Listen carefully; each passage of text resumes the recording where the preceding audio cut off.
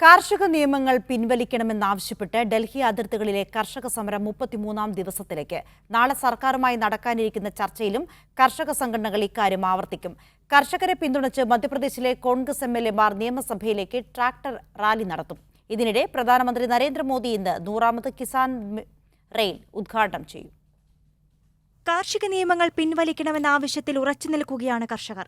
ഇതിനു പുറമെ കാർഷികോൽപ്പന്നങ്ങൾക്ക് ദേശീയ കർഷക കമ്മീഷൻ നിർദ്ദേശിച്ച താങ്ങുവില, വൈക്കോൽ കത്തിക്കുന്നതിനെതിരെ സ്വീകരിക്കുന്ന ശിക്ഷാ നടപടികളിൽ നിന്ന് കർഷകരെ ഒഴിവാക്കൽ, വൈദ്യുതി ഭേദഗതി ബില്ലിൽ ഗുണകരമായ മാറ്റങ്ങൾ എന്നിവയിലൂന്നിയാകണം നാളത്തെ കേന്ദ്രം വിളിച്ച ചർച്ചയെന്നും കർഷകർ ആവശ്യപ്പെടുന്നു.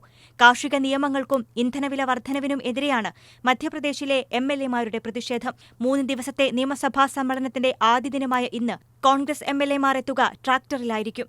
ഭോപ്പാലിലെ പിസിസി ഓഫീസിൽ നിന്ന് കമൽനാഥിന്റെ നേതൃത്വത്തിലാണ് പ്രതിഷേധ ട്രാക്ടർ റാലി ആരംഭിക്കുക. പ്രതിഷേധം ശക്തമാകുമ്പോഴും നിയമങ്ങൾ പൂർണ്ണമായി പിൻവലിക്കാനാകില്ലെന്ന നിലപാടിലാണ് കേന്ദ്ര സർക്കാർ. പ്രധാനമന്ത്രി ഇന്ന് 4:30 വീഡിയോ കോൺഫറൻസ് വഴി കിസാൻ റെയിൽ ഉദ്ഘാടനം ചെയ്യവേ നിയമത്തെക്കുറിച്ച് പരാമർശിച്ചേക്കും. മഹാരാഷ്ട്രയിലെ സംഗോളയിൽ നിന്നും ബംഗാളിലെ ഷാലിമാറിലേക്കാണ് പുതിയ പാത. മീഡിയ 1 ഡൽഹി.